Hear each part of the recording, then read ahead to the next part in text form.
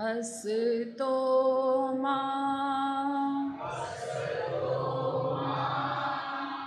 सद्गमय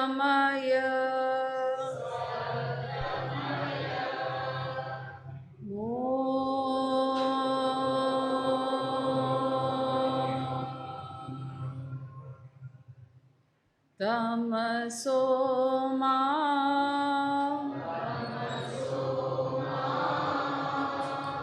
ज्योतिर्गमय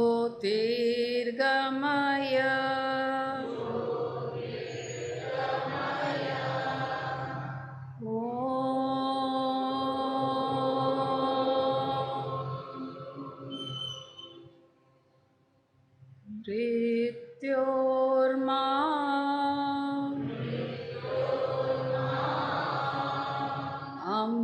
अमृतंगमय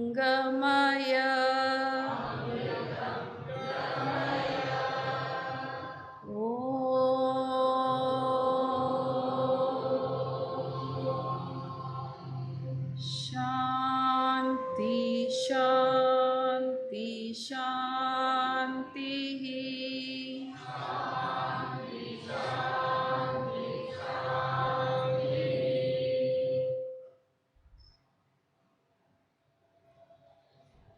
अभी मिक्सचर था नाश्ते में, खाते टाइम एकदम स्वामी जी याद आ गए, क्योंकि स्वामी जी का एक शौक़ था, मुझे कर कर करने वाली चीज़ चाहिए खाने के लिए, ऐसे आवाज़ करे। स्वामी जी का याद आते ही ऐसा लगा कि एक गुरु अपना भी चॉइस बताता है कि मुझे ये पसंद है, मुझे ये पसंद है। बाद में जब वो नहीं रहे तो कोई भी चीज़ से देखते ही वो कनेक्शन हो जाता है कि अरे स्वामी जी को ऐसा पसंद था, स्वामी जी को ऐसा पसंद था। अभी ये लास्ट 14 से ये संडे तक इतने जयंती आ रहे हैं। रामनवमी गई, दुर्गा माँ का नवरात्रि ख़त्म हुआ, तमिल न्यू ईयर, अभी महावीर जयंती गया, कल हनुमान जयंती है, जीसस क्राइस्ट का गुड फ्राइडे है। तो ऐसा लग रहा है कि पूरा एक समागम हो गया है सबका। और ये जब जयंतियाँ आती है या कोई भी फेस्टिवल या बर्थडेज, ऐसा लगता है अरे हर साल क्यों आना। बेसिकली ये रिमाइंडर्स है उनके बारे में। जैसे अभी मैं वो मिक्सचर खाई, एकदम स्वामी जी का याद आ गया, अरे स्वामी जी को ये बहुत पसंद था। वैसे ही जब रामनवमी आई, अरे राम भगवान के बारे में हम सोचते हैं, उनके जो आइडियाज़ थे, उनके जो फिलॉसफीज़ थे वो याद आते हैं। तमिल न्यू ईयर वो एक ही ऐसा है न्यू ईयर को जो सूर्य को मानते हैं, उनका डेट कभी चेंज नहीं होता है, और सबके डेट चेंज होते हैं न्यू ईयर के। तमिलियंस का अप्रैल 14 फिक्स्ड, वो उनका न्यू ईयर। तो हर कहीं कोई ना कोई लेसन दे रहा है। अभी जैसे महावीर जयंती गई है तो हम जैन से हैं, तो उनके कई जो वो उनके जो सिखाए हुए हैं, उनके जो उसूल थे, ऐसा लग रहा है कि वो हमारे अंदर ऑलरेडी इम्बाइब्ड है, क्योंकि हम वो कुल से हैं, हम वो फैमिली से हैं, हम जैन के हैं। तो जो पेरेंट्स में आया है, जो ग्रैंडफादर्स में आया है, वो पास ऑन होते गया। कल हनुमान जयंती, तो हनुमान जी के बारे में, और जीसस क्राइस्ट का तो सब जानते हैं कि सबका सफरिंग खुद पे लेके खुद को त्याग, अपना शरीर का त्याग करते हैं और फिर अमर हो जाते हैं। तो ये अलग अलग लोगों का एक अलग अलग दृष्टिकोण मिलने से अब तक जो लाइफ हम जी रहे थे, यहाँ पूर्णानंद में आने के पहले आप लोग की लाइफ अलग थी। ऐसा कहिए कि मेरी मर्जी, वो गाना है ना, मेरी मर्जी, मैं चाहे ये करूं, मैं चाहे वो करूं, मेरी मर्जी, मैं चाहे कोई से रिश्ता रखूं, मैं चाहे कोई से गुस्सा करूं, मेरी मर्जी, मैं चाहे खाना खाऊं, मैं चाहे डिस्को जाऊं, मेरी मर्जी।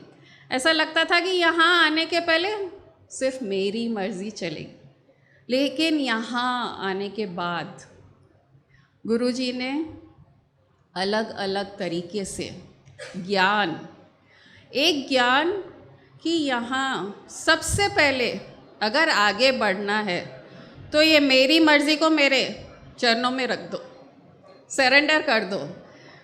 मेरी मर्ज़ी अब यहाँ नहीं चल सकती। अब मैं जो ज्ञान दूंगा, मैं जैसे सिखाऊंगा वो ही चलाना है। अब सबकी मर्ज़ी चलेगी, मेरी मर्ज़ी यहाँ नहीं चलेगी। राम भगवान भी यही सिखाए, महावीर जी भी। हम लोग में अहिंसा, जैनियों में अहिंसा का एक बहुत बड़ा इम्पोर्टेंस है। अहिंसा भी वो कि जो बचपन से हमको माइंड में ऐसा पड़ा हुआ है, मन वचन काया। अरे अहिंसा मन से भी होती है, वचन से भी होती है, और काया से, शरीर से। तो कभी ये थॉट नहीं गया कि मन से कैसे कर रहे हैं।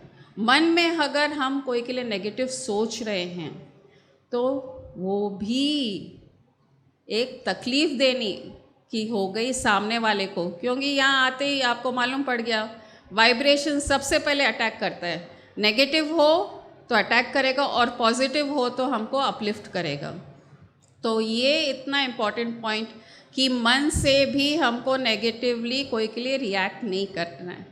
वचन से तो सबको मालूम है सामने वालों को दुख होता है, और काया से अगर हम थप्पड़ मारें या और कुछ करें जो तकलीफ़ दे, और ये सिर्फ इंसानों के लिए नहीं, जीव जंतु, पानी में जो कीड़े हैं जो नहीं दिखते हैं, या पत्तियों में जो कीड़े हैं जो नहीं दिखते हैं, उनके साथ भी। तो ये पानी पीना पड़ता है, पत्ती की सब्जियां खाने पड़ते हैं। अनजाने में हम कई जीवों की हत्या कर रहे हैं। तो इसमें क्षमा याचना हमारे में ये एक और बहुत बड़ा स्ट्रॉन्ग पॉइंट है। एक तो अहिंसा, फिर क्षमा याचना, जो यहाँ बहुत ज़्यादा प्रोपोगेट हो रहा है और सबको रिजल्ट्स अलग अलग तरीके से मिल रहा है। प्रीति आइए, आज शेयर करोगी तुम अभी इसके साथ जो हुआ था? अभी ये लोग ट्रेन से वहाँ आए थे लोनावला, वो शेयर करेगी कि सिर्फ क्षमा याचना से अलग अलग लोगों का इतना भला हो रहा है। प्रणाम सबको। अभी हम लोग जब लोनावला ट्रिप पे आ रहे थे तो बहुत ही सडन में टिकट्स बने थे। तो हम लोग 10 मेंबर्स थे इंक्लूडिंग अ चाइल्ड, सो हम लोग को 9 टिकट्स बनानी थी। तो हमने 4 बनाए और एक वेटिंग लिस्ट में था मेरे हस्बैंड का, लेकिन क्योंकि आना ज़रूरी था तो हम चढ़ गए। सोचे कि चलो कुछ भी टीटी से कर लेंगे, पेनाल्टी जो भी होगा देखा जाएगा। जब हम लोग चढ़ गए, टीटी आया तो वो इतना स्ट्रिक्ट था। मेरे हस्बैंड को बोला कि आप बस बेगमपेट पे उतर जाइए। ऐसे कैसे, आपकी तो वैलिड ही नहीं है टिकट, क्योंकि ऑनलाइन लेते तो ऑटोमेटिक वो कैंसिल हो जाती है। तो ही वाज लाइक, आप कैसे ट्रैवल कर सकते हैं, आप उतर जाइए। एकदम ऐसे बात किया कि हम उसकी बात को काट ही नहीं सकते। एंड उस टाइम थोड़ा सा टेंशन होना शुरू हो गया ऑलरेडी। फिर हम लोग बैठे बैठे और तो कुछ कर नहीं सकते थे, मैंने अपना क्षमा याचना शुरू कर दिया। उसका टीटी का लेवल इतना हाई था, जैसे जैसे क्षमा याचना मैं और मेरे हस्बैंड करना शुरू कर दिए, उसका ऐसे उतरता चला गया।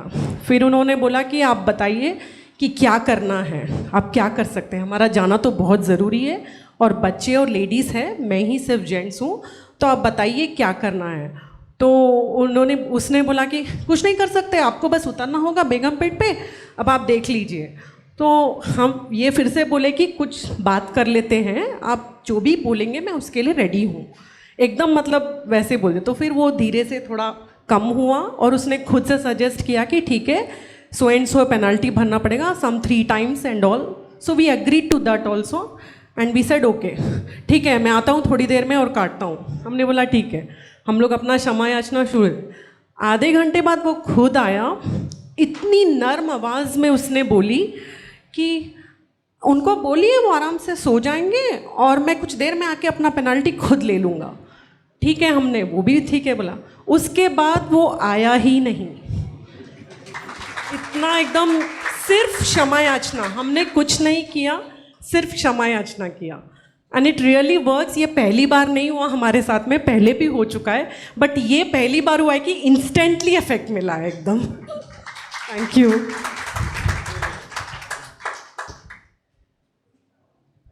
इतना पावर है। एक छोटा इंसिडेंट ये लोग ट्राई करें और इनको रिजल्ट मिला, और पहले भी बहुत बार मिला है कि इतना पावरफुल है क्या टेक्निक्स। और 3-4 चीज़ें हैं जो महावीर भगवान ने अच्छे पॉइंट्स हैं कि सबके साथ फ्रेंडशिप रखो, कोई के साथ दुश्मनी मत रखो। तो ये ऐसा लगता है कि कोई भी भगवान हमको वही सिखा रहे हैं, महावीर भगवान ही नहीं, कोई भी बड़े हमारे या जो बुज़ुर्ग हैं या दूसरे लोग हैं वो भी यही सिखा रहे हैं कि दुश्मनी का नतीजा अच्छा नहीं है। सबसे दोस्ती रखो, सबको कहना कि अरे दुश्मन तू तो मेरा दोस्त है, ऐसा रखना है कि सबके साथ एक फ्रेंडशिप रखो। और गुरु जी का एक फेवरेट एस्पेक्ट जो हम लोग शायद कंजूसी करते हैं अपनाने के लिए, अप्रिशिएट करना, सबको अप्रिशिएट करना, जो जल्दी से होता नहीं है, कंजूसी हो जाती है उसमें। खुद का अप्रिसिएशन बहुत कर लेते हैं लेकिन दूसरों का नहीं।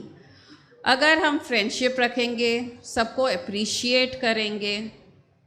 थर्ड, सबके लिए करुणा, जीव जंतु मनुष्य कोई भी हो, एक करुणा फ्लो होनी चाहिए, क्योंकि सब हम ही हैं, सबका रूप हम ही हैं, सब अलग अलग दिख रहे हैं लेकिन हम ही हैं, तो सबके लिए एक करुणा। और फोर्थ पॉइंट, न्यूट्रल रहना। अभी अब आप बोलेंगे न्यूट्रल रहने का मतलब क्या?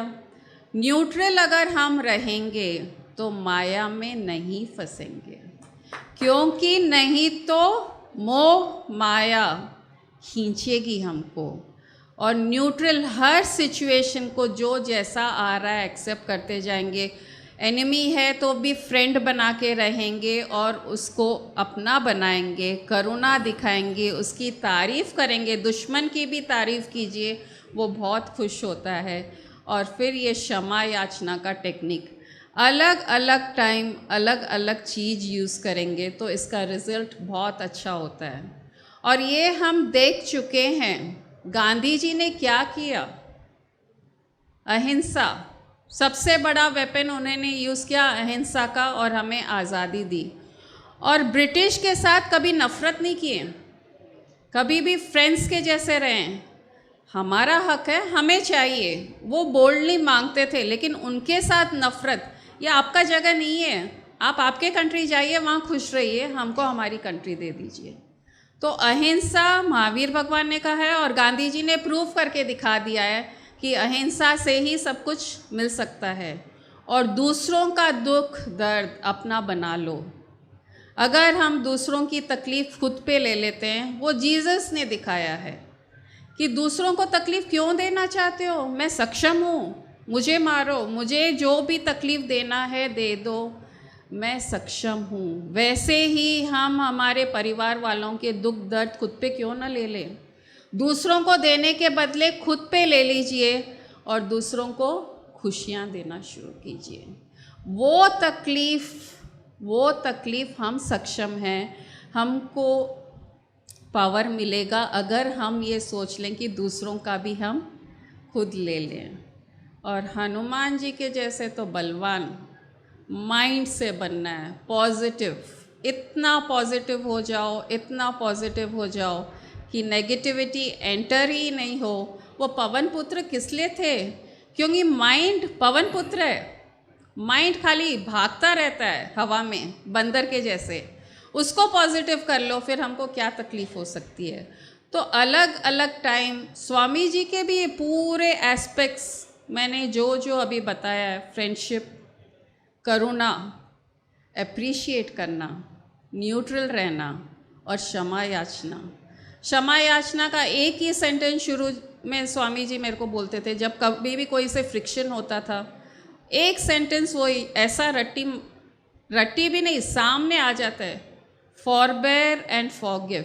क्या हुआ? वो क्षमा याचना ही हुआ, एक अलग तरीका का, कि सामने वाला अगर कुछ गलत कर रहा है तो उसको सहन कर लो, और अगर हो सके तो उसको माफ़ भी कर दो, क्योंकि दोनों करने से तुम फ्री हो जाओगे।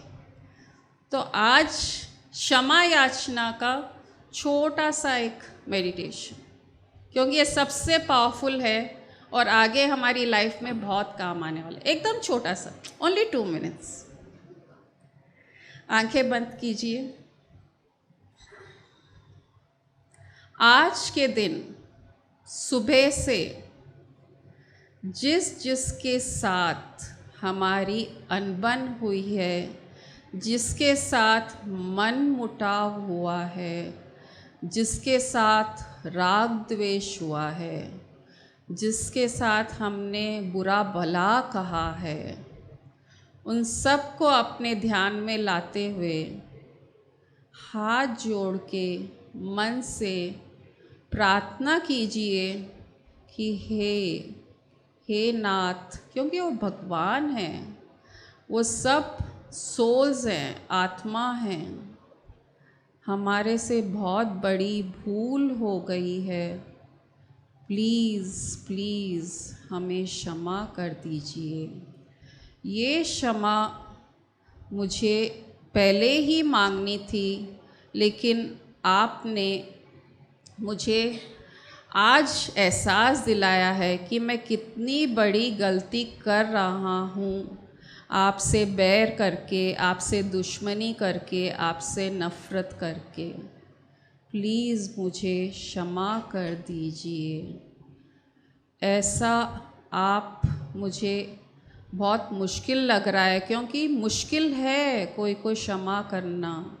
इतनी तकलीफ़ दी है मैंने आपको, लेकिन बस मेरी एक ही रिक्वेस्ट है, नादान समझ के, भोला समझ के मुझे माफ़ कर दीजिए। और थैंक यू मुझे क्षमा करने के लिए। ग्रैटिट्यूड आ रहा है सबके लिए कि थैंक यू, आप मुझे क्षमा कर रहे हैं। सारे लोक के जीव जंतु मनुष्य से, अब उनसे भी आज हम क्षमा मांगते हैं कि हमें क्षमा कीजिए अगर हम कोई भी कारण आपको तकलीफ़ दिए हैं। प्लीज़ क्षमा कीजिए। लोका समस्ता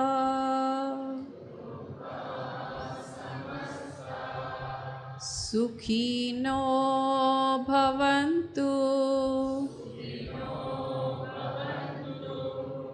लोका समस्ता सुखिनो भवन्तु। लोका समस्ता सुखिनो भवन्तु।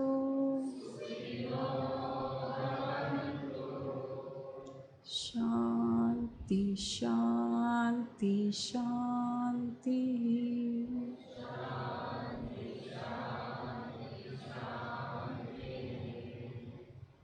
धीरे धीरे अपनी आंखें खोल लीजिए।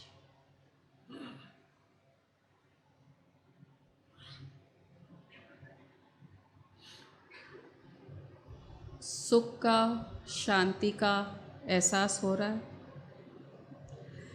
ये रोज़ प्रैक्टिस करेंगे भावना से, 1 मिनट 2 मिनट, तो जो कनेक्शन हम बार बार भूल जाते हैं। साल में एक बार आते हैं ये सब जयंतियाँ हमको याद दिलाने के लिए, लेकिन हम प्रैक्टिस तो एक आदत डालें और भावना से, ज़्यादा लंबा नहीं, छोटा सा, क्योंकि दिन भर में कोई ना कोई से हमारे फ्रिक्शन होंगे। जहाँ व्यवहार है वहाँ कुछ ना कुछ तो होगा। सबसे पहले ये 4 पॉइंट्स पे ध्यान दे के अगर हम प्रैक्टिस कर लेते हैं, कुछ नहीं होता तो बहुत अच्छा, लेकिन अगर कुछ हो जाता है तो ये क्षमा याचना ज़रूर प्रैक्टिस कर लीजिए। हमें अगर जीवन में सुख शांति चाहिए और हमें हमारी आध्यात्मिक प्रगति करनी है, हमें हमारा कल्याण करना है, तो हमें सुखी रहना सीखना होगा। हमारे पास दूसरा कोई उपाय नहीं है। हमको जानना होगा कि सुखी कैसा रहा जा सकता है। हमको न केवल हमें ही सुखी रहना है, हमारे आसपास के जो लोग हैं उन्हें भी हमको सुखी रखना है। और ये संभव है केवल अच्छे व्यवहार से। केवल ध्यान करने से कुछ नहीं होगा, केवल पूजा पाठ करने से, भक्ति से कुछ नहीं होगी, रोज भजन करने से कुछ नहीं होगा, जय श्री कृष्ण बोलने से भी कुछ नहीं होगा। हमारे ही लोगों में कई लोगों की आदत है, जब पहले मिलते हैं तो जय श्री कृष्ण करते हैं। ये इसीलिए बनाया गया है कि हम किसी से बात करें, किसी से मिलें, तो उस भगवान कृष्ण के नाम के साथ में उसका वार्तालाप शुरू हो, उसे कॉन्वर्जेशन भगवान के नाम से शुरू हो, भगवान की भावना से शुरू हो। जय श्री कृष्णा का अर्थ ये है कि हम जिस सामने वाले व्यक्ति से बात कर रहे हैं और जिसे हम कह रहे हैं जय श्री कृष्णा, उसका क्या अर्थ है। ये केवल हेलो हाय वाला बात नहीं है, नमस्ते वाली बात नहीं है। हम सामने वाले से किसी से जब मिल रहे हैं और कह रहे हैं जय श्री कृष्णा, उसका अर्थ है हम सामने वाले में उस कृष्ण को देख रहे हैं और उस कृष्ण को जय श्री कृष्णा कह रहे हैं। उसका भावना ये है, भाव ये होना चाहिए कि सामने वाले में जय श्री कृष्णा देख रहे हैं, राम राम देख रहे हैं हम, सीताराम देख रहे हैं हम, राधा कृष्णा देख रहे हैं हम, जो भी नाम ले हम उसको उसमें देख रहे हैं, ये अर्थ है। लोग जय श्री कृष्णा करके, हाँ भाई और बोल, कैसा रहा, क्या हुआ उसका, बदमाश ने पेमेंट दिया नहीं दिया, और एक कोई आदमी हाँ जय श्री कृष्णा, कोई फायदा नहीं, कोई अंतर नहीं। इसमें पाप लगता है, पाप लगता है। भगवान का नाम भी लिया और बुरा भला कहा, पाप लगता है। इससे भगवान का नाम नहीं लेना अच्छा है। भगवान के नाम के पीछे भावना होनी चाहिए, भावना जुड़नी चाहिए। कुछ समय तक तो भावना उस कृष्ण की, उस राम की, उस राधा की, उसकी होनी चाहिए। केवल एक फॉर्मेलिटी के लिए, एक मैकेनिकली नहीं करना चाहिए। व्यवहार से ही मनुष्य को सुख शांति प्राप्त हो सकती है। अच्छे व्यवहार से न केवल स्वयं सुखी रहेगा, उसके आसपास के लोगों को भी व्यवहार के द्वारा ही वो सुखी कर पाएगा। हम अगर सुखी रहना सीख गए, हमारे आसपास के लोगों को सुख देना सीख गए, तो अभी जो गुरु माँ ने लोका समस्ता सुखिनो भवन्तु की प्रार्थना करवाई, तो सारा लोग स्वयं ही सुखी हो जाएगा। हम सुखी, हमारे आसपास के लोग सुखी, फिर आसपास के लोग सुखी, उनके आसपास के लोग सुखी, उनके आसपास के लोग सुखी, तो उनके आसपास के लोग सुखी, हो गया लोका समस्ता सुखिनो भवन्तु, सब सुखी सुख है। पहल हमको करनी पड़ेगी एक अच्छे व्यवहार के साथ में। यम नियम जो अष्टावक्र, जो ऋषि ने कहा, योग वशिष्ठ में, योग शास्त्रों में, पतंजलि ऋषि ने, सभी ने एक ये नियम बनाया है मनुष्यों के लिए कि यम, अच्छा व्यवहार सबसे आवश्यक है। वो किस लिए? वो इसलिए कि हमारे 24 घंटे में, 24 घंटों में 3 काल होते हैं। 24 घंटों में 3 काल माने जाते हैं। एक साधना काल,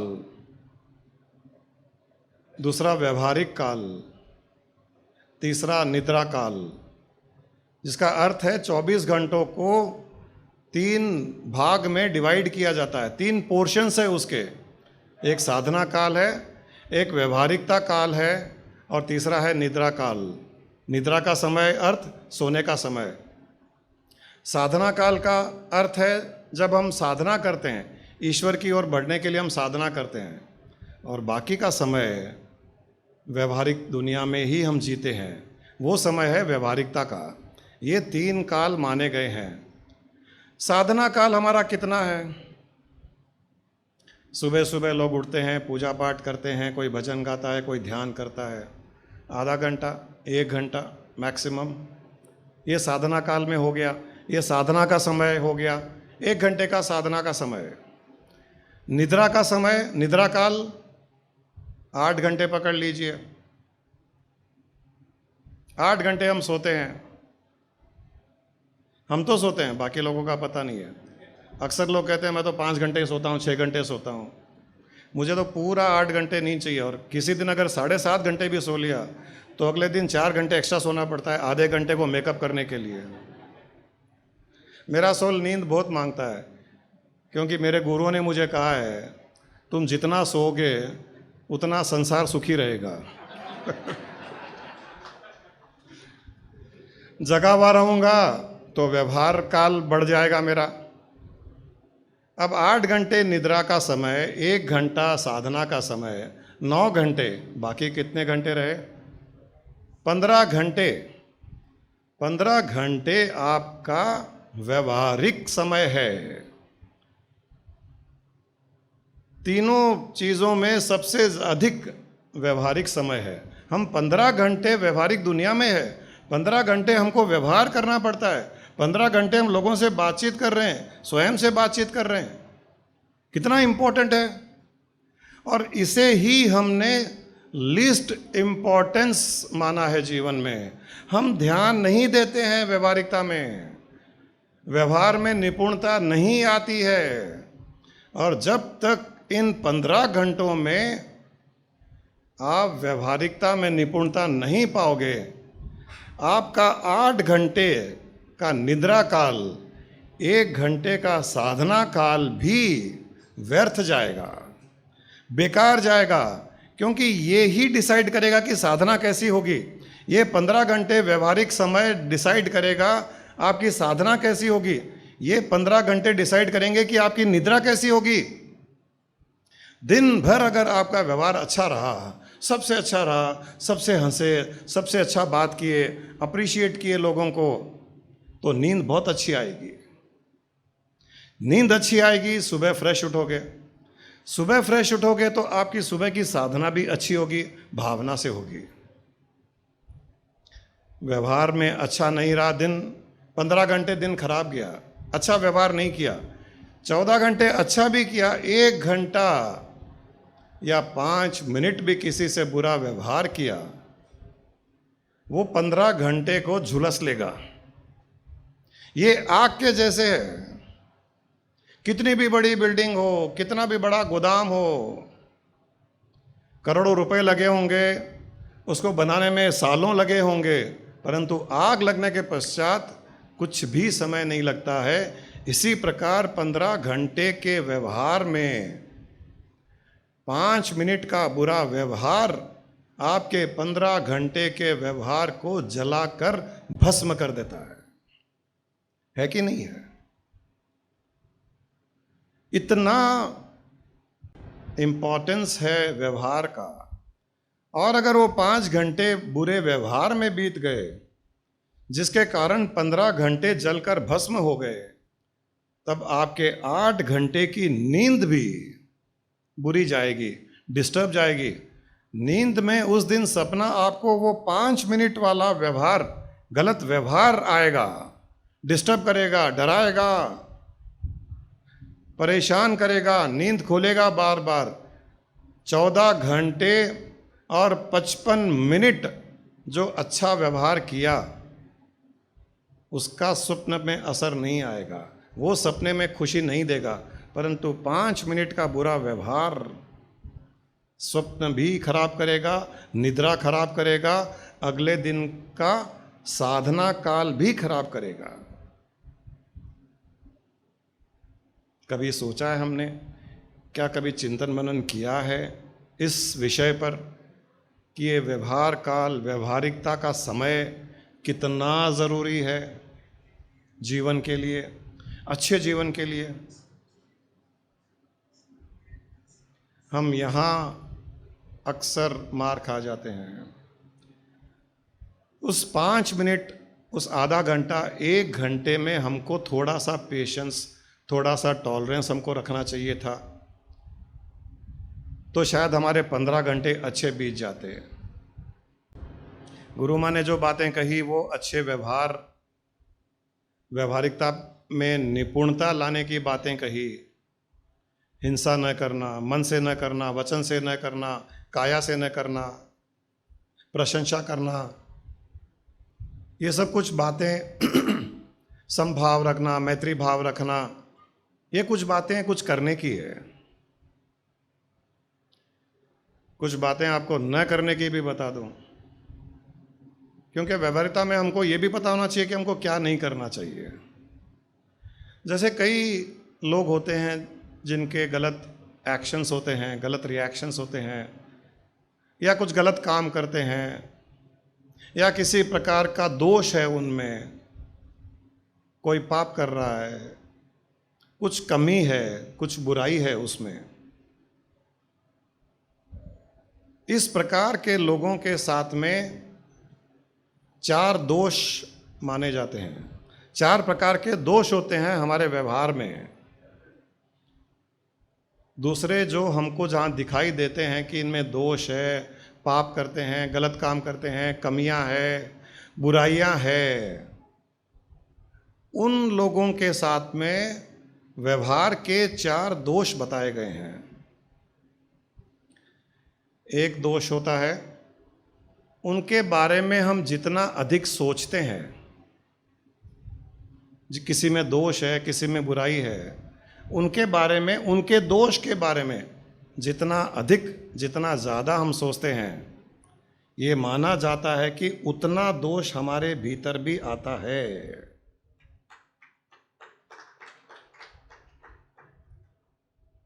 कीचड़ में आप एक उंगली डालिए, उंगली निकालिए, उंगली पर कीचड़ लग के आएगा। कीचड़ में 5 उंगलियां डालिए, निकालिए, 5 उंगलियों में कीचड़ लग के आएगा। कीचड़ में 2 हाथ डालिए, 2 पैर डालिए, दोनों हाथों में, दोनों पैरों में कीचड़ लग के आएगा। कीचड़ में पूरे के पूरे उतर जाइए, बाहर आ जाइए, पूरे के पूरे पर कीचड़ लग के आएगा। ऐसा होता है किसी दोषी इंसान या किसी बुरा कार्य करने वाले के ऊपर उसके दोष के बारे में सोचना। वो इंसान ऐसा है, ये ऐसा करता है, वो वैसा करता है। किसी के भी दोष, किसी की कमियां, किसी की गलतियां, किसी की बुराइयों पर जितना हम अधिक सोचेंगे उतना दोष हमारे में बढ़ेगा, क्योंकि हम कीचड़ में डुबकी लगा करके बाहर आ रहे हैं। ये एक सबसे बड़ा दोष है। इसके ऑपोजिट, इसके विपरीत ये भी रूल है, ये भी नियम है कि अच्छे इंसान के बारे में जब सोचेंगे, किसी की अच्छाई के बारे में सोचेंगे, किसी पुण्यात्मा के बारे में सोचेंगे, भगवान के बारे में सोचेंगे, संत के बारे में सोचेंगे, तो वो हो जाएगा गंगा में डुबकी लगाना। गंगा में भी एक उंगली डाल करके निकालिए तो एक उंगली आपकी साफ हो जाएगी। 5 उंगलियां डाल करके निकालिए, 5 उंगलियां साफ हो जाएगी। 2 हाथ पांव डाल करके गंगा में निकल जाइए, 2 हाथ पांव साफ हो जाएंगे। पूरे के पूरे डुबकी लगा करके निकल जाइए, पूरे के पूरे साफ हो जाओगे। चित्तस्य शुद्धये कर्माणि वस्तुपलब्धये। ये सारे के सारे कर्म चित्त शुद्धि के लिए हैं। अच्छे लोगों के बारे में सोचना, अच्छाइयों के बारे में सोचना, बुरे इंसान में भी कुछ न कुछ अच्छाई को देखकर उसके अच्छाई पर बात करना, चिंतन करना, उसकी अच्छाई पर ध्यान देना, आपका चित्त शुद्ध होता है उससे। बुराई पर, दोष पर, कमियों पर आप ध्यान दोगे, बात करोगे, आपके भीतर वो कमियां, वो दोष आएंगे। इस दोष से आपको हटना चाहिए। किसी के भी बारे में कोई कितना भी बुरा इंसान हो, उसमें कभी भी उसके दोष पर ध्यान न दें, उसके दोषों पर बात मत करें। हम तो उल्टा करते हैं। अच्छे लोगों में भी एक तो बुराई ढूंढ लेते हैं, संतों में भी एक बुराई ढूंढ लेते हैं। भगवान राम, क्या भगवान तो थे, आदर्श पुरुष थे, लेकिन देखो अंत में क्या, पत्नी को जंगल में छोड़ दिया। ढूंढ लिया एक कमी। उनके बच्चे जंगल में पैदा हुए, ढूंढ ली एक और कमी। किसी धोबी के बोलने पर उन्होंने पत्नी के साथ में ऐसा व्यवहार किया, ढूंढ ली एक और कमी। आदत पड़ गई है अच्छे इंसान में, यहां तक कि भगवान को भी नहीं छोड़ा दोष ढूंढने में। हमारी इस नेचर को, इस आदत को हमको सुधारना चाहिए। बुरे लोगों में कमियां जिनमें है, जिनमें दोष है, उनमें तो गलतियां, कमियां, दोष देखनी ही नहीं है। अच्छाइयों में तो अच्छे लोगों में तो दोष देखना महापाप है, बुरे लोगों में भी दोष नहीं देखना है, क्योंकि वो दोष हमारे भीतर आ जाता है। ये सबसे पहला दोष होता है जिसको ध्यान में रखिएगा। दूसरा दोष होता है ये इंसान ऐसा है, ये ऐसे करता है, ये गलत काम करता है, ये स्मगलिंग करता है, ये 2 नंबर का काम करता है। फिर से हम वो दोष देख रहे हैं, इसका व्यवहार बुरा है, ये अपने पत्नी से झगड़ा करता है, ये सास ऐसी है, ये बहू ऐसी है, इसका भाई ऐसा है। जब हम इस प्रकार से किसी के लिए बात करते हैं, तब उस आत्मा को दुख होता है। हमारे बात करने से, किसी में दोष देखने से उस जीवात्मा को भी दुख होता है। यह अलग बात है कि उसको पता चलता है या नहीं चलता है, परंतु हमारे सोचने से, हमारी तरंगे, हमारी वाइब्रेशंस से उसको दुख होता है। उसको दुख जो होता है उसका पाप भी हमें लगता है। हमने सोच करके एक दोष ये बताया कि किसी में दोष देखने से हमारे में दोष बढ़ता है, दूसरे में दोष देखने से उस जीवात्मा को दुख होता है, और उस जीवात्मा को दुख होने के कारण उसके दुख का पाप भी हमें लगता है। तीसरा दोष, किसी में दोष देखने पर, अगर हम किसी में दोष देख रहे हैं, किसी में बुराई देख रहे हैं, किसी में कमी देख रहे हैं, इसका अर्थ क्या हुआ? इसका अर्थ ये होता है कि हमारे में अच्छाइयाँ हैं। जब कभी भी किसी में दोष देखा जाता है, जब किसी में बुराई देखी जाती है, जब किसी में कमियां देखी जाती है, तब हमारे में हमारी अच्छाइयों का अहंकार बढ़ता है। हम अहंकार की कमाई कर रहे हैं उस समय, दूसरों में दोष कमियां देख करके अपने आप में अच्छाइयों का अहंकार बढ़ा रहे हैं। ये भी पतन का कारण हो गया, ये भी हमारे पतन का कारण बनेगा। 3 दोष, एक, किसी में दोष देखने से हमारा दोष बढ़ता है, दूसरे दोष में किसी में दोष देखने से उसको दुख होता है, उस दुख का पाप हमें लगता है। तीसरा, किसी में दोष देखने से हमारे में अच्छाई का अहंकार बढ़ता है। और चौथा,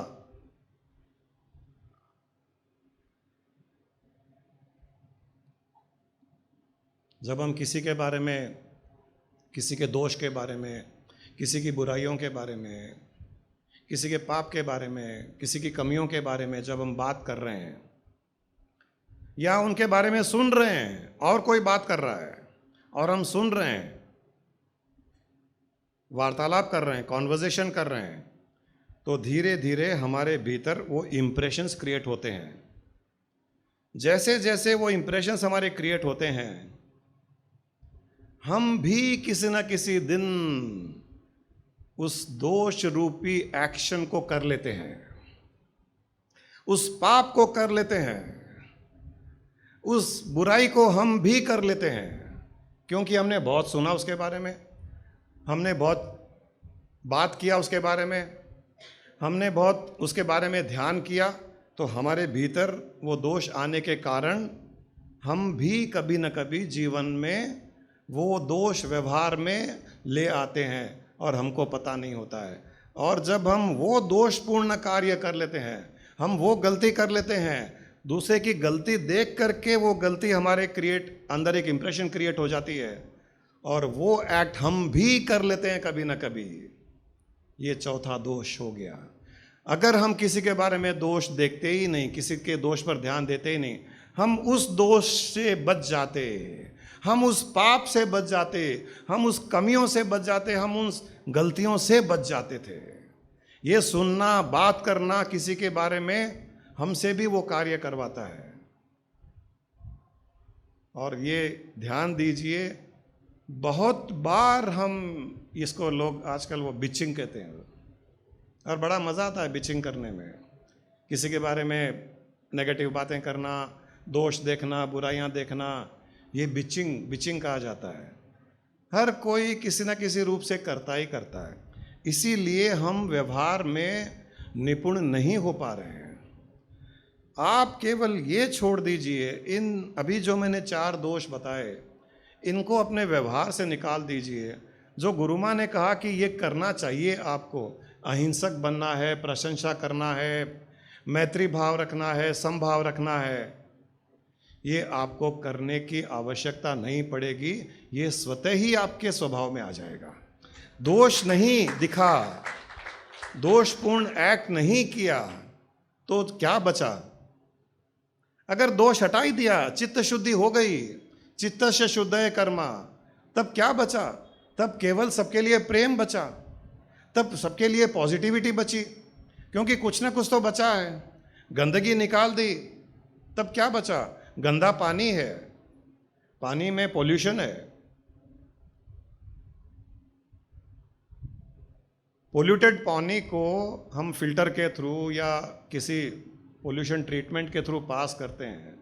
म्यूनसिपैलिटी का पानी आती है, हम लोग घरों में फिल्टर्स के थ्रू पास करते हैं। फिल्टर के थ्रू पास करने से क्या होता है? उसमें जो गंदगियां थी वो हमने अरेस्ट कर ली, उनको निकाल दिया, और कुछ नहीं किया हमने। पानी में कुछ ऐड नहीं किया, पानी में कुछ फ्लेवर नहीं डाला, पानी में कुछ अच्छाइयाँ नहीं डाली, पानी में कुछ नहीं डाला। पानी में जो नहीं रहना चाहिए था उसको निकाल दिया, तो जो पानी बचा वो तो स्वच्छ पानी बचा, शीतल पानी बचा, शुद्ध पानी बचा। आपको कुछ नहीं करना है पानी को शुद्ध करने के लिए। जो उसमें ऐसी चीज़ें हैं जो नहीं होनी चाहिए उसको निकालना है। उसी प्रकार व्यवहार में जो चीज़ें नहीं चाहिए उनको निकालना है। अच्छा व्यवहार तो स्वतः ही आ जाएगा, कुछ नहीं करना है। हम नेचुरली नॉर्मली बहुत अच्छे चित्त शुद्ध वाले ही जीवात्माएं हैं। प्रकृति में है ही नहीं गंदगियाँ। ये तो हमने आसपास के माहौल में, वातावरण में, जाने अनजाने में उनको ग्रहण कर लिया। लोगों में दोष देखकर, कमियां देखकर, बुराइयां देखकर हमने ग्रहण कर लिया। व्यवहार का ये एक बहुत बड़ा इम्पॉर्टेंट पॉइंट, इम्पॉर्टेंट सीक्रेट रहस्य यही है कि हमारे व्यवहार में जो त्रुटियां हैं, जो कमियां हैं, वो ये है। इनको व्यवहार से हटा दीजिए, चित्त शुद्ध हो जाएगा। चित्त शुद्ध हो जाएगा, संभाव में स्थित हो जाओगे। फिर देखिए, ये 15 घंटे जो व्यवहारिक काल है, जो व्यवहार का समय है, ये जब आपका अच्छा जाने लगेगा, आप हर पल प्रसन्न रहोगे, हर किसी से मिलोगे, अच्छी अच्छी बातें करोगे, तब आपकी नींद की क्वालिटी, आपकी quality of sleep will be different. और उस नींद में जो स्वप्न होंगे उनकी क्वालिटी भी डिफरेंट होगी। और सुबह जो साधना का काल होगा, अभी तो हम नाम के लिए साधना कर रहे हैं, नाम के लिए पूजा पाठ कर रहे हैं, करने के लिए कर रहे हैं। बहुत से लोग करने के लिए कर रहे हैं, भावना से कम कर रहे हैं। पूजा पाठ कर रहे हैं, ध्यान और कहीं है। दूध उबल रहा है, बाई आई कि नहीं आई, बच्चे उठे नहीं उठे, इनको उठाओ, ये करो वो करो, समझ में नहीं आता तुमको, यहाँ पर ये नहीं हुआ, वो नहीं हुआ। पूजा रूम में भजन कर रहे हैं, घंटी बजा रहे हैं और किसी को दोष दे रहे हैं, किसी की बात कर रहे हैं। हम वहाँ नहीं है, हम और कहीं है। तो ये आपका पूजा रूम में बैठ करके पूजा करना भी सफल नहीं होगा, क्योंकि जहाँ मन वहाँ हम। एक ब्रह्मचारी था, एक बार किसी गांव में पहुंचा, जोर से बारिश आने लग गई, तो वहाँ एक मंदिर था, मंदिर में जा कर के बैठ गया। मंदिर के सामने ही एक वैश्या का घर था। वो वैश्या बाहर खड़ी थी बालकनी में, बहुत सुंदर थी। ये ब्रह्मचारी उस वैश्या को देख करके एकदम मुग्ध हो गया। कुछ देर के पश्चात वहाँ पर एक वैश्या का ग्राहक आया, वो अंदर चले गए। अंदर नाच गाना बजाना सब चल रहा था। इसको तो केवल और केवल अब कल्पना शुरू हो गई, वैश्या अंदर क्या कर रही होगी, कितनी सुंदर है। वो ग्राहक आया, वो तो कैसा था, भद्दा था। उसके स्थान में मैं होता तो मैं ऐसे करता, मैं वैसे करता, उसकी प्रशंसा करता, मैं ये करता, मैं वो करता, ऐसे फूल फेंकता। कल्पना तो वश में होती नहीं है, इमेजिनेशन रुकती नहीं है। मैंने कई लोगों को कहा है, आप अपने थॉट पर कंट्रोल कर सकते हो, आपके इमेजिनेशन पर नहीं कर सकते। जब तक आपको पूर्ण रूप से आपका मन आपके वश में न हो जाए, आपकी इमेजिनेशन कुछ भी करा सकती है आपसे। वो भी बैठा रहा भगवान के मंदिर में, भगवान की मूर्ति वहाँ है, वहाँ बारिश से बचने के लिए बैठा। कल्पना में अब सामने के घर में वैश्या का नाच गाना और अपने आप को वहाँ बैठा देख करके मस्ती में एंजॉय करने लग गया। ब्रह्मचारी था, साधु था, और उस स्थिति में उसकी मृत्यु हो गई। और कोइंसिडेंटली उसी समय उस वैश्या की भी मृत्यु हो गई। दोनों यमराज के सामने, ब्रह्मचारी भी और वैश्या भी। यमराज ने कहा कि इस ब्रह्मचारी को नरक में भेजो और इस वैश्या को स्वर्ग में भेजो। ब्रह्मचारी ने प्रोटेस्ट किया, बोला ये क्या कर रहे हो आप? मैं ब्रह्मचारी हूं, मैं साधु हूं, मैंने जीवन भर ब्रह्मचर्य का पालन किया। आपसे शायद गलती हो गई पहचानने में, इसको पूछ लीजिए, ये वैश्या है। उसने कहा मैं वैश्या हूं। यमराज ने कहा कि नहीं, हमारा निर्णय सही है, इस ब्रह्मचारी को नरक में डालो और इस वैश्या को स्वर्ग में ले जाओ। मानने को तैयार नहीं था ब्रह्मचारी। उसने कहा कि मुझे आप बताइए कि क्यों, मैं नरक में क्यों जाऊं? तो मेरी पूरी साधना व्यर्थ गई, बेकार गई, ब्रह्मचर्य का पालन किया वो व्यर्थ गया। और ये रोज नए नए ग्राहक के साथ में उठती है, बैठती है, सोती है, नाच गाना करती है, इसको स्वर्ग दे रहे हो आप? ये क्यों, ऐसा क्यों? तब यमराज ने कहा कि आप मंदिर में बैठे थे। बोले हाँ, वही तो मैं कह रहा हूं, आपसे गलती हुई है, मैं ही मंदिर में था, ये वैश्या अपने घर में थी। बोले आप भगवान की मूर्ति के पास बैठे थे? बोले हाँ, मैं वही तो कह रहा हूं, भगवान की मूर्ति के पास ही बैठा था, भगवान के पास ही बैठा था। बोले नहीं, आप वहां नहीं थे, आप वैश्या के घर में थे। बोले रे नहीं, वहां के पुजारी को पूछ लो, वो भी बैठा था वहां पर। आप जाइए, आपसे गलती हुई है, पुजारी को पूछ लीजिए, मैं वहीं बैठा था पूरा समय, और मेरी मृत्यु भी मंदिर में, पुण्य स्थान में, भगवान की मूर्ति के सामने हुई। इससे तो मुझे ब्रह्मलोक मिलना चाहिए था, स्वर्ग छोड़िए। बोले नहीं, आप वहां नहीं थे। तो बोले कहाँ था? बोले वैश्या के घर में थे। बोले कैसे? बोले आपका मन कहाँ था? आप क्या सोच रहे थे उस समय? मंदिर में बैठे थे, भगवान की मूर्ति के पास बैठे थे, सोच क्या रहे थे आप? आप यही सोच रहे थे कि वैश्या के सामने मैं बैठा हूँ, उसके घर में बैठा हूँ, कितनी सुंदर स्त्री है, अगर कल के दिन मैं ब्रह्मचारी नहीं होता, साधु नहीं होता, इस प्रकार की पत्नी से शादी करता, इतने अच्छे अच्छे बच्चे होते। और आप वहाँ पर फूल उड़ा रहे थे, नोटों की झड़ियाँ लगा रहे थे वैश्या के ऊपर। आपके जेब में एक रुपया नहीं था, लेकिन कल्पना के द्वारा आप तो करोड़ों रुपए लुटा रहे थे उसके ऊपर। आपने वो किया या नहीं किया? उसने कहा मैंने किया।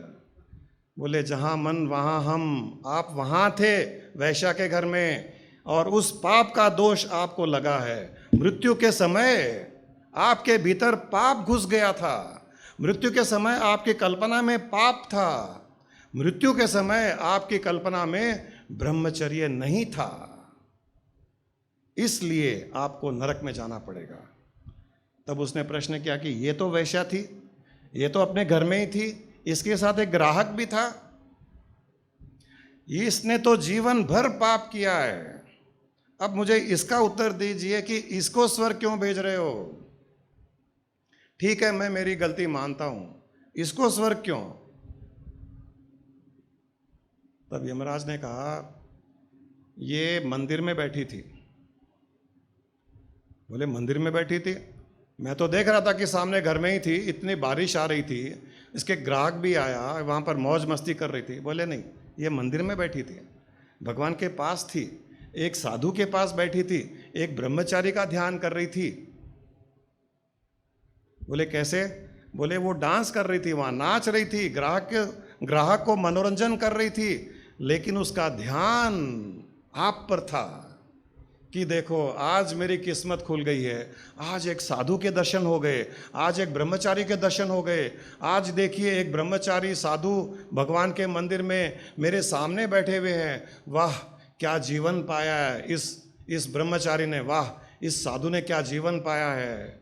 इन्होंने संसार से विरक्त भाव में अपनी साधना कर रहे हैं। ये साधु, ये ब्रह्मचारी हर पल भगवान का ध्यान कर रहे हैं, भगवान की मूर्ति के पास बैठे हैं, पास में ब्राह्मण बैठा है, कितना अच्छा वातावरण में बैठे हैं, वहाँ तो साक्षात भगवान ही बैठे हुए हैं। ये सब वो वैश्या सोच रही थी, और ये सोचते सोचते उसके प्राण निकल गए।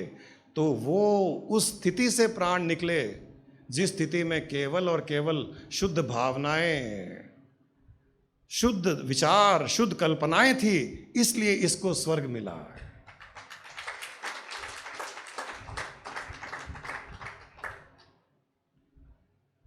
ये हमको ये समझना पड़ेगा कि हमारे मन में क्या चलता है हर पल। अच्छे विचार, बुरे विचार, किसी के दोष या किसी के अच्छाइयाँ, किसी के पाप या किसी के पुण्य, हमको सब में क्या दिखाई देता है? ईश्वर के दर्शन होते हैं, जय श्री कृष्ण कहते हुए क्या वो भाव आता है? पूजा रूम में बैठे हुए क्या हम पूजा रूम में अपने आप को स्थित कर पाते हैं, या पूजा रूम में शरीर से बैठे हुए मन के द्वारा हम और कहीं बैठे हुए हैं? अपने आप से पूछिए, किसी को बताने की आवश्यकता नहीं है, वो तो यमराज समझ जाएगा अपने आप। आप कितना भी झूठ बोलिए।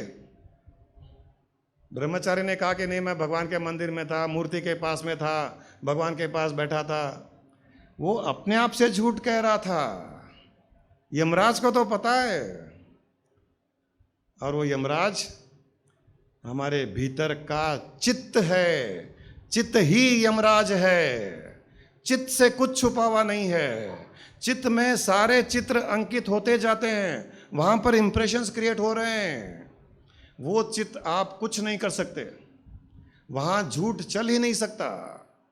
जो आपने सोचा, जो कल्पनाएं की, जो भावनाएं उत्पन्न कर रहे हो, वो सब के सब उस चित्त में चित्र अंकित कर रहे हैं। वो रील बन गई आपकी मूवी की, उसको कुछ नहीं कर सकते, आपको देखना ही पड़ेगा।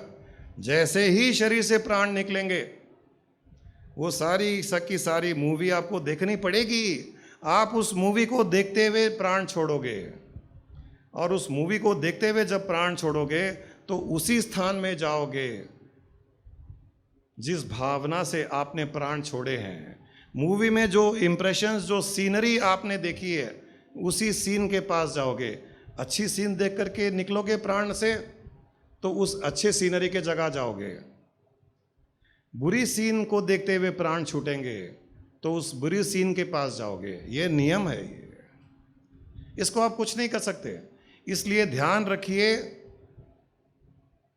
आपके भीतर यमराज बैठा हुआ है, आपके भीतर धर्मराज बैठा हुआ है। चित्त के रूप से वो ही आप जो कुछ सोच रहे हो, जो कल्पना कर रहे हो, उन सारे के सारे कल्पनाओं, विचारों के चित्र को वो अंकित कर रहा है। उसका अर्थ है वो इम्प्रेशंस वहाँ क्रिएट कर रहा है। इमेजेस के रूप में हमारे ही चित्त में, कॉन्शियसनेस में इमेजेस क्रिएट होते हैं। इसी को ही कर्म भी कहा गया है। कर्म यही है और कोई कर्म नहीं है।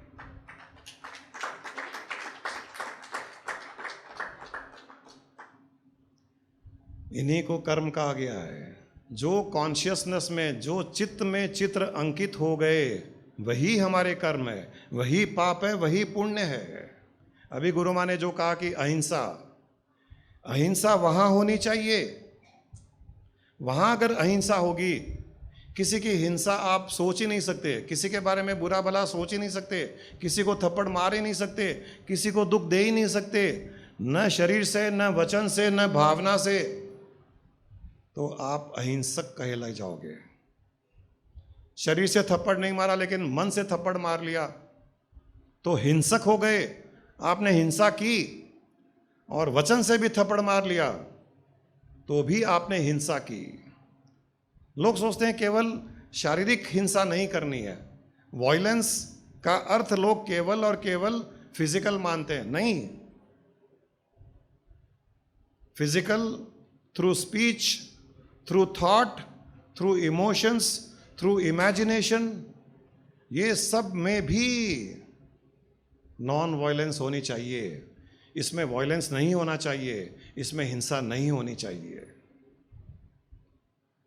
और कोई दूसरे भी आप पर हिंसा करे,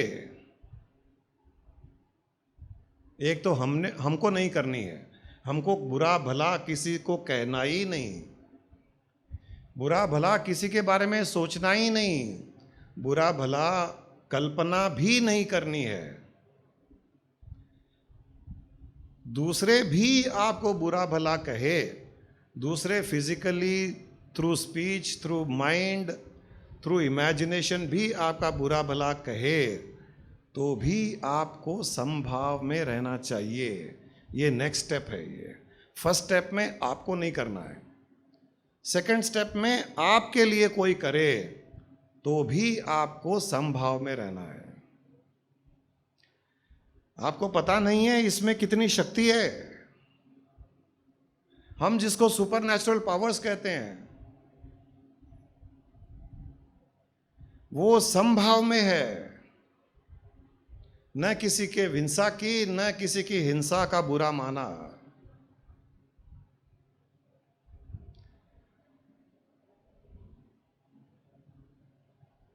दुख सुखे समे कृता, लाभा लाभो जया जयो। प्रहलाद ने कहा है कि जो दुख और सुख में समभाव रखता है, जो फायदे और नुकसान में समभाव रखता है, जो विजय और पराजय में समभाव रखता है, जीत हुई या पराजय हुई, आप आर्ग्यूमेंट में जीत गया हार गए, आप बिजनेस में सक्सेसफुल हो फेलियर हो, आपके प्रॉफिट हुआ या नुकसान हुआ है, किसी ने गलत किया या सही किया है, आपको किसी ने ताने मारे या प्रशंसा की, आप समभाव में अगर रहे तो प्रहलाद ने कहा है उसमें भरपूर शक्तियां स्वतः ही आ जाती है। प्रहलाद के साथ में तो सबको पता है कि क्या क्या हुआ। हिरण्यकश्यप ने कितना तकलीफ दिया उसको, कितने बार मरवाने की कोशिश की, पहाड़ों से नीचे गिराया, हाथी के नीचे कुचलने की कोशिश की, सांप से डसवाने की कोशिश की, अग्नि में जलाने की कोशिश की, हर प्रकार से साम दाम दंड भेद, तांत्रिक विद्या भी अपनाई गई। तांत्रिकों को बुला करके उसके ऊपर ऐसी ऐसी बुरी बुरी प्रभाव देने वाली चीजें करवाई गई कि कोई उनसे बच ना सके। लेकिन वो तो वैसा का वैसा ही रहा। एक बार कई तांत्रिकों को, पंडितों को हिरण्यकश्यप ने भेजा कि इसके ऊपर जितना जादू टोना है सब डाल दो इसके ऊपर। उन्होंने सब ने मिलकर इतना जादू टोना उसके ऊपर किया। प्रहलाद तो प्रहलाद हंसता रहा, नारायण नारायण नारायण जपता रहा। कुछ ही समय में सारे के सारे पंडित तांत्रिक मर गए। हिरण्यकश्यप सरप्राइज हो गया। उस समय के ये बड़े तांत्रिकों में माने जाने वाले प्रहलाद को बड़ा बुरा लगा, इनको मरता देख करके प्रहलाद को बहुत बुरा लगा, और प्रहलाद ने इतना कुछ अपने ऊपर सहन करने के पश्चात भी वो उठा और कहा कि हे नारायण, अगर आज तक मैंने हर परिस्थिति में लाभा लाभो जया जयो सुखे दुखे संभाव कृता, अगर ये भाव मैंने रखा है कि आज तक मैंने किसी के बारे में बुरा नहीं सोचा, आज तक कितना भी किसी ने मुझ पर अत्याचार किए, परंतु मेरे हृदय में आपकी छवि हटी ही नहीं, मेरे मुख से कभी ऐसा हुआ ही नहीं कि आपका नाम स्मरण न हुआ हो, आपके नाम का उच्चारण न हुआ हो।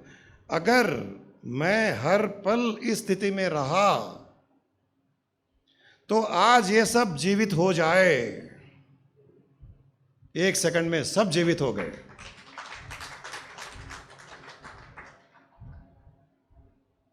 हिरण्यकश्यप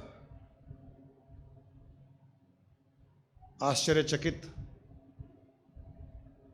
उसने प्रहलाद से पूछा कि ये कैसे किया, तेरे में शक्तियां सिद्धियां कहां से आई, मृत लोगों को तूने जीवित किया, ये शक्तियां सिद्धियां मुझ में भी नहीं है, तुझ में कहां से आई।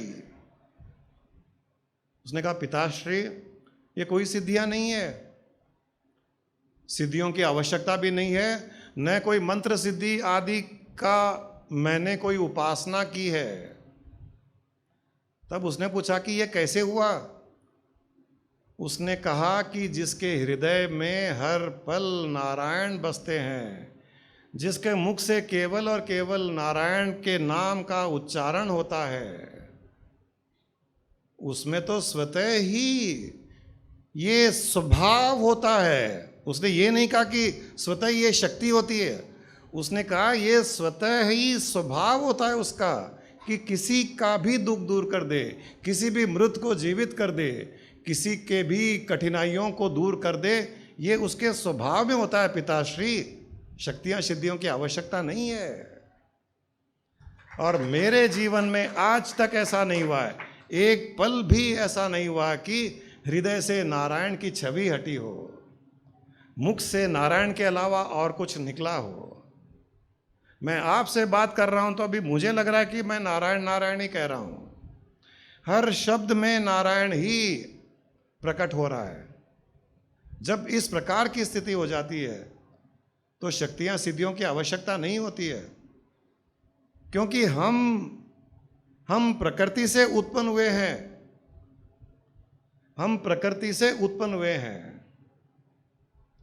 प्रकृति में ये सारी शक्तियां सिद्धियां प्रकृति के स्वभाव में है, और अगर हम भी उस प्रकृति के जैसे हर पल समभाव में रहें तो वो शक्तियां सिद्धियां जो संसार कहती है वो हमारे स्वभाव में तो स्वतः ही रहती है।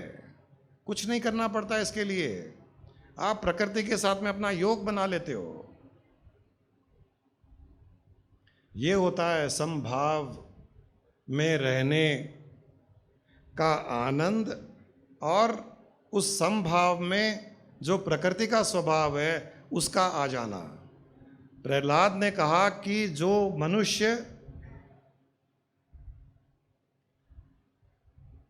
मनुष्य किसी का भी जीवन में बुरा न चाहे, जो मनुष्य जीवन में कभी भी किसी का बुरा न चाहे, उसका जीवन में कभी भी बुरा नहीं हो सकता।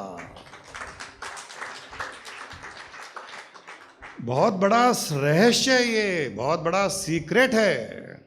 तालियां बजाने वाली बात नहीं है, अंदर उतारने वाली बात है, ग्रहण करने वाली बात है।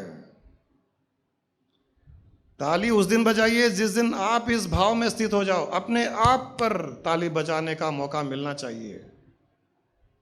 जो इंसान जीवन में किसी का बुरा नहीं चाहता,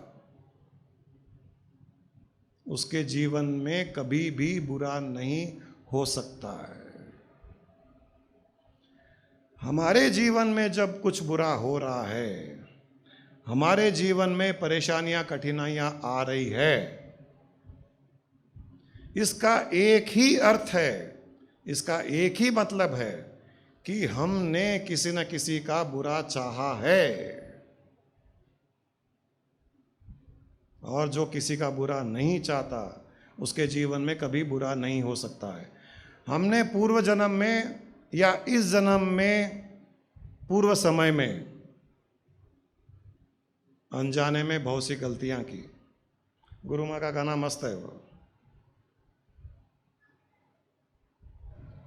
क्या था, मैं जो मेरी मर्जी, मेरी मर्जी, मेरी मर्जी, मैं ये करूं, मैं वो करूं, मेरी मर्जी, मैं इसको थप्पड़ मारूं, मैं उसको गाली दूं, मेरी मर्जी, मैं रोड पर स्पीड से चलाऊं, मैं बेटे को गालियां दूं, मैं दूसरे में दोष देखूं, मेरी मर्जी, मैं नेगेटिव वाइब्रेशंस उत्पन्न करूं, मैं किसी को भी कुछ भी बुरा भला कहूं, मेरी मर्जी।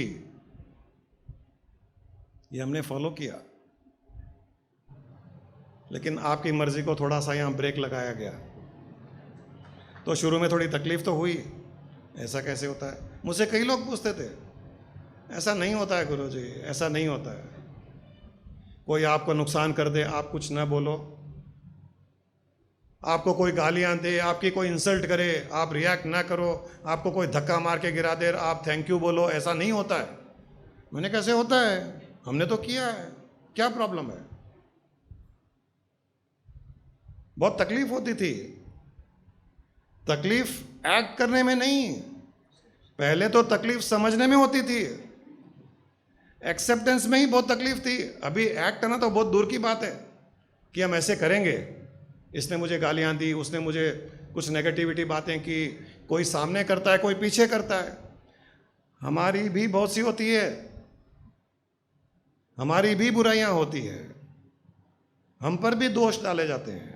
हमको पता भी चलता है, डायरेक्टली इनडायरेक्टली पता भी चलता है। ऐसा नहीं है कि ये बेवकूफ़ इंसान है, ज्ञानी है। लेकिन एक पल के लिए भी उन लोगों के प्रति कभी भी मन में द्वेषपूर्ण भावना जागृत नहीं होती। कोई कुछ भी कह दे, दया ही आती है कि ये अभी बीमार है, थोड़ा मेंटली अपसेट है, जीवन के कई प्रेशर्स हैं, इसके कारण इस प्रकार ये एक्ट कर रहा है या रिएक्ट कर रहा है। कोई प्रॉब्लम नहीं है। और ये विश्वास है कि बीमारी एक दिन ठीक होगी, और ठीक होती है। ठीक होने के पश्चात वो जब अच्छी अच्छी बातें करता है तो अच्छा लगता है, बड़ा अच्छा लगता है। पहले भी कोई बुरा नहीं लगा, अब जब अच्छी अच्छी बातें कर रहा है तो अच्छा लगने लग गया। केवल थोड़ी पेशेंस, थोड़ा टॉलरेंस चाहिए था उसकी बीमारी को ठीक होने में। हमको थोड़ा समय देना पड़ता है। किसी का भी कितना भी बुरा व्यवहार रहो, थोड़ा समय देना पड़ेगा। हमारी प्रॉब्लम यही है कि हमारे पास में समय नहीं है। नहीं नहीं नहीं नहीं, अभी इसी पल खत्म कर। मैं भी खत्म करता हूं, तू भी खत्म कर। और खत्म करने का तरीका, जो तू बोलता है 4 गुना मैं उसका ज्यादा बोलूंगा, ये खत्म हुआ मेरी तरफ से। अब वो बोलता है अच्छा 4 गुना आपने ज्यादा बोला तो मैं भी खत्म करता हूं इस अकाउंट को, मैं 16 गुना ज्यादा बोलूंगा। चलो अच्छा 16 गुना ज्यादा तो 32 गुना ज्यादा। मैथमेटिक्स में सब एक्सपर्ट है। हमारा खत्म करने का ये तरीका है। हम सोचते हैं कि किसी ने कुछ कहा, उसके अगेंस्ट में कुछ कहो तो खत्म होता है। नहीं होता है, कभी भी खत्म नहीं होता है। ये तो ऐड हो रहा है, मल्टीप्लाई हो रहा है। खत्म करने का अर्थ है किसी ने कुछ कहा और आप नॉन रिएक्टिव रहे, ये खत्म होना हुआ। डायरेक्टली इनडायरेक्टली अच्छा बुरा दोष कुछ भी कहे और आप समभाव में रहे, ये खत्म होना हुआ। आप ब्लैक होल के जैसे बन जाओ। आज ये बात हो रही थी विकी से, ब्लैक होल,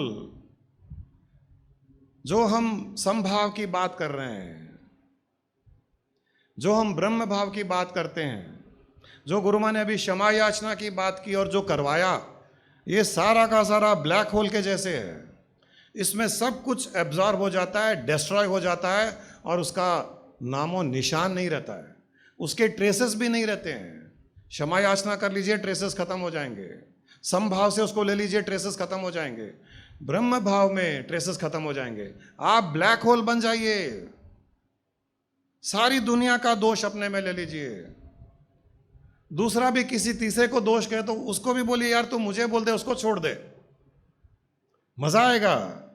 फैमिली में कोई किसी को कह रहा है, आप जाइए बीच में, उसको प्लीज, उसको कुछ मत कहिए, मुझे कह दीजिए। ये होना चाहिए, इतनी शक्ति होनी चाहिए कि कुछ भी सहन कर सके। और सहन करने की लिमिट इतनी होनी चाहिए कि बोलने वाले की लिमिट से 1000 गुना अधिक, टॉन्ट करने वाले की लिमिट से 1000 गुना अधिक सहन करने की लिमिट हो। उसके पास शब्द खत्म हो जाए, उसके पास उसका मन थक जाए सोच सोच करके, उसकी भावना ड्राई हो जाए बुरा सोच सोच करके, और आप मुस्कुराते रहो प्रहलाद के जैसे। वो सहन शक्ति उसे कहते हैं। और सहन शक्ति भी कौन सी? आनंद रूपिणी सहन शक्ति। केवल सहन शक्ति का मतलब नहीं कि ठीक है सहन कर रहा हूं देखूंगा, एक दिन तो मेरा भी वॉल्केनो फूटेगा, देख लूंगा, वो सहन शक्ति नहीं। अभी ठीक है तेरा समय चल रहा है, मैं सहन कर रहा हूं, अरे वो नहीं। ब्लैक होल वाली सहन शक्ति, ब्रह्म रूपिणी सहन शक्ति, आनंद रूपिणी सहन शक्ति, उसमें मजा है, उसमें आनंद है। इस प्रकार के व्यवहार की निपुणता जिस दिन आए, उस दिन सीना तान के चलोगे आप, मजा आएगा। जंगल के राजा के शेर के जैसे, हाथी के जैसे आपकी चाल होगी, परंतु हम्बल भी होंगे। ऐसा नहीं कि हाथी बन गए तो सबको कुचलते हुए जा रहे हो। हाथी बन करके बाहुबली के जैसे सूंड पर बाहुबली को उठाओगे, हर किसी को उठाओगे सूंड पर, चल बैठ मेरे ऊपर, चल बैठ मेरे ऊपर, चल बैठ मेरे ऊपर, सबको साथ में लेके चलने की आदत बन जाएगी, तब मजा आएगा। इसी भावना में हनुमान जी भी स्थित थे।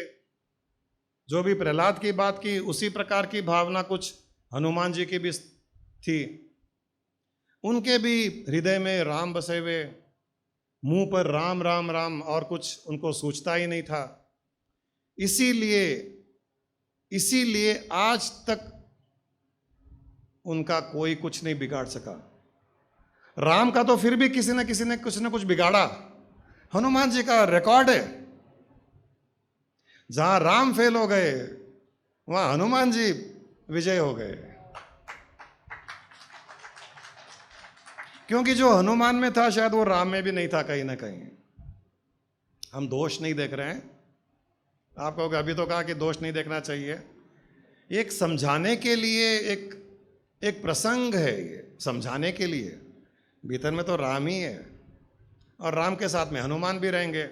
दोनों तो जैसे गुरुजी गुरु माँ है, इनसेपरेबल है। जहाँ गुरु जी हाँ गुरु माँ है, जहाँ गुरु माँ हाँ कभी कभी गुरु जी नहीं है। वो रत्नदीप में, वो फ्रूट वाले के पास में, सब्जी वाले के पास में है, मेंटली है, और वो भावना से भी रखती है। तो वैसे इनसेपरेबल, वैसे ही राम और हनुमान है इनसेपरेबल। एक बार कई साधु संतों में एक विवाद, एक डिस्कशन छिड़ गया कि राम में और राम के नाम में श्रेष्ठ कौन है। राम श्रेष्ठ है या राम का नाम श्रेष्ठ है? वो तो आप सब जानते हो। सेतु बंद के समय पत्थर डाले गए, राम लिखा गया। मुझे पता था ये सब कहानियां तो आप बहुत पढ़ चुके हो। मैं एक दूसरा प्रसंग सुना रहा हूं। Guru has to be one step ahead of his disciples. नहीं तो शिष्य गुरु को ऐसे तो मुझे बहुत दिमाग लगाना पड़ता है आपके पास आने के लिए कि इनको क्या क्या पता होगा, कहाँ कहाँ क्या क्या पढ़े हुए होंगे, कहाँ कहाँ क्या क्या सुने होंगे। क्योंकि जितनी भागवतें आपने सुनी, जितने रामायण आपने पढ़े, जितने सुने, जितने शास्त्र आप लोग पढ़े, मैं तो 0.001% वाला भी नहीं हूँ। मुझे कई लोग बताते रहते हैं, गुरु जी रामायण में ये लिखा हुआ है, वो दोहा बोलते हैं, भागवत में ये, गीता के श्लोक तो धड़ धड़ धड़ धड़ धड़ धड़ धड़। अब एक बार का तो कॉम्प्लेक्स आ जाता है, इन्फीरिटी कॉम्प्लेक्स, यार ये इतना श्लोक बोल रहा है, ज्ञानी तो ये है, अपने अज्ञानी है क्या। इमीडिएटली भीतर का कृष्ण जाग जाता है, बोलता है अरे ये श्लोक बोला किसने, वो तो मैंने बोला है, और मैं तो बोल करके भूल गया, तू याद रखा है। तो उससे बड़ा हो जाता हूं मैं अपने आप पर, क्योंकि कई बार हम भी अभी सत्संग में मैं जो कुछ बोल रहा हूं मुझे थोड़ी याद रहेगा, मैं तो फ्लो में बोलता जा रहा हूं, जो सुन रहा है वो याद रख रहा है। तो अपने आप को डिप्रेशन में न ले जाने के लिए मैं ऐसे टेक्निक्स अप्लाई करता हूं। वो मुझे पूछता है आपको श्लोक आते होंगे ना, मैंने कहा मुझे इतना ही पता कि 700 श्लोक मैंने बोले थे। बोले आपने बोले थे? हाँ, मैंने वो कुरुक्षेत्र में मैंने 700 श्लोक बोले थे, लेकिन अब याद नहीं है, बूढ़ा हो गया। तू सुन सुन करके रट्टी मार लिया होगा, तो डिप्रेशन में जाने के बदले वापस अपलिफ्ट कर लेता हूं अपने आप को। तो सभा में बातचीत होने लगी कि राम श्रेष्ठ है या राम का नाम, सब अलग अलग बातें कर रहे हैं। तब नारद जी को पूछा गया, तो नारद जी ने कहा कि परीक्षा लेते हैं, टेस्ट करते हैं। उन्होंने हनुमान को थोड़ा सा उकसाया कि अभी सभा में विश्वामित्र आने वाले हैं और दूसरे ऋषि मुनि आने वाले हैं। विश्वामित्र पैदाइशी ऋषि नहीं है, बाकी सब तो ऋषि खानदान से हैं, ये तो साधना के द्वारा अपने आप को ऋषि बोलता है। हे हनुमान, आप सारे ऋषियों का मान सम्मान करना, विश्वामित्र का मत करना। हनुमान बेचारा भोला भाला, उसने कहा अच्छा ठीक है। नारद जी पर भी भक्ति थी, और नारद जी तो नारद मुनि थे, अपने सब घरों में नारद मुनि होते हैं ना। मुझे भी कई बार मेरे बच्चे लोग कहते हैं आप नारद मुनि हो, मैं लड़ाता रहता हूँ हंसी मजाक में। तो नारद जी ने कहा, हनुमान ने मान लिया, ऋषि मुनि जो कुल ऋषि मुनि है जो उनको सबको प्रणाम करना, विश्वामित्र को प्रणाम मत करना, क्योंकि तुम उनसे और उच्च श्रेणी के हो। उसने कहा ठीक है। सब ऋषि मुनि आए, उसने सबको प्रणाम किया, विश्वामित्र को नहीं किया। विश्वामित्र को हनुमान प्रणाम न करे तो नारद तो जानते थे कि उनको गुस्सा आएगा, क्रोध आया विश्वामित्र को, आग बबूला हो गए। राम ने आंखों से कहा कि उसको भी प्रणाम करो, उसने कहा कि नहीं। अरे आप छूले, क्या लगता है? बोला नहीं ये तो मैं ऐसे आज की बात बता रहा हूँ। अब लोग घर जाके ढूंढेंगे रामायण में ये कहाँ लिखा हुआ है हर कुछ रामायण में नहीं मिलेगा, क्योंकि तो मुझे पता है कि मैंने क्या किया था, आपको थोड़ी पता है। मैंने कहा कि मैंने कहा प्रणाम कर लो, उसने कहा कि नहीं करूँगा। नारद ने कहा है। अब विश्वामित्र और आग बबूले हो गए, बोले इस बंदर को आप सजा दीजिए। राम, इसने मेरा इंसल्ट किया, इसने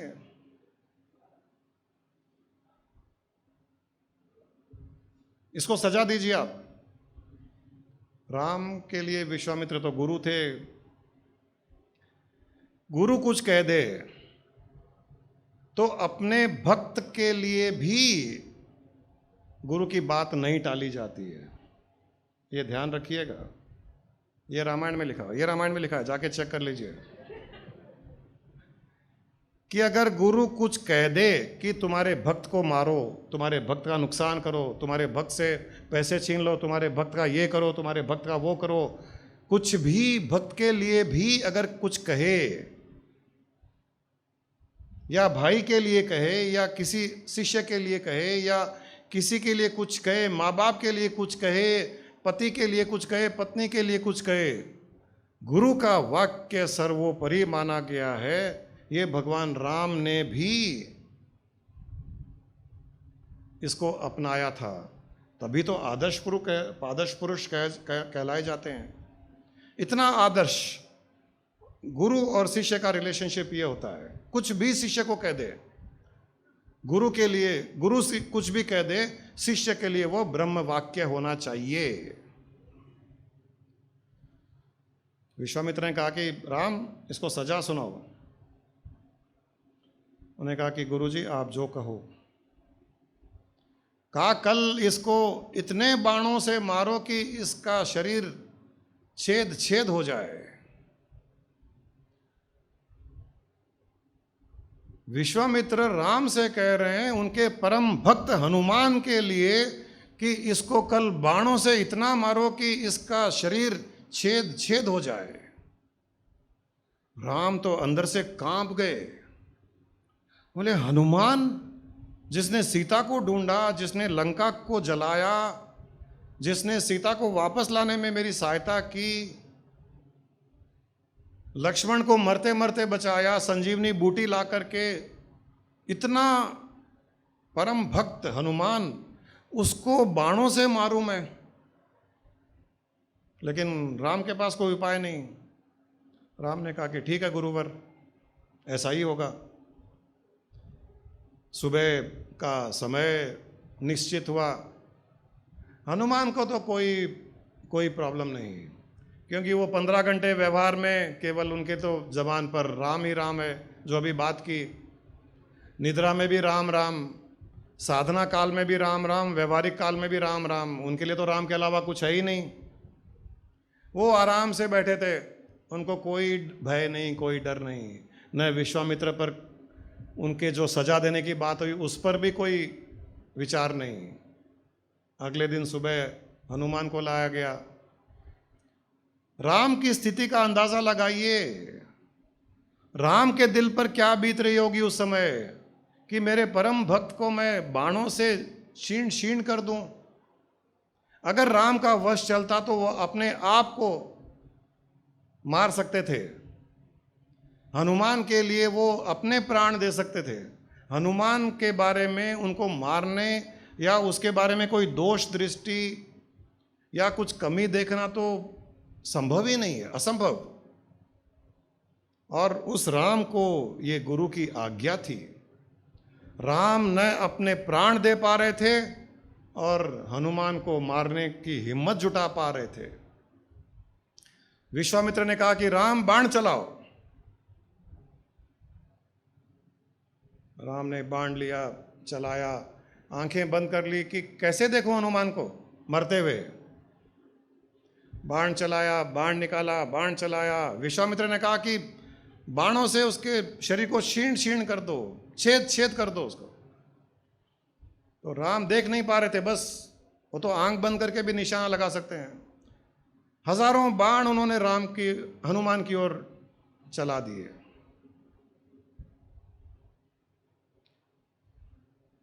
आंखें खोली, हनुमान वहीं के वहीं खड़े हुए। एक बाण भी नहीं लगा, बाण पूरे नीचे पड़े हुए थे। राम आश्चर्यचकित हो गया कि आज तक ऐसा नहीं हुआ कि मेरे बाण विफल जाए, मेरे बाण बेकार जाए। विश्वामित्र को समझ में नहीं आ रहा कि ये क्या हो गया। राम ने कहा कि गुरुवर, आपने जो आज्ञा दी पूरी हो गई, अब क्षमा कीजिए हनुमान को। बोले संभव असंभव, मैंने क्षमा करना सीखा ही नहीं, मैं ब्रह्म ऋषि हूं। तो अब क्या करूं, क्या आज्ञा है गुरुवर? अपना ब्रह्मास्त्र चलाओ। राम बोले गुरुवर, मैं आपसे प्रार्थना करता हूं, इसे क्षमा कर दीजिए, नादान है, बंदर योनि का है, इसके किसी ने कान भरे, इसको समझ में नहीं आता है, किसी ने कहा ऐसे करने के लिए, इसलिए ऐसे किया है। बोले राम ब्रह्मास्त्र चलाओ। राम ने ब्रह्मास्त्र चलाया। ब्रह्मास्त्र भी हनुमान के पास गया, उसकी परिक्रमा की और नीचे गिर गया। ये आज तक नहीं हुआ। ब्रह्मास्त्र निशाना चूक जाए, ब्रह्मास्त्र अपना कार्य न करे, यह कैसे हो सकता है?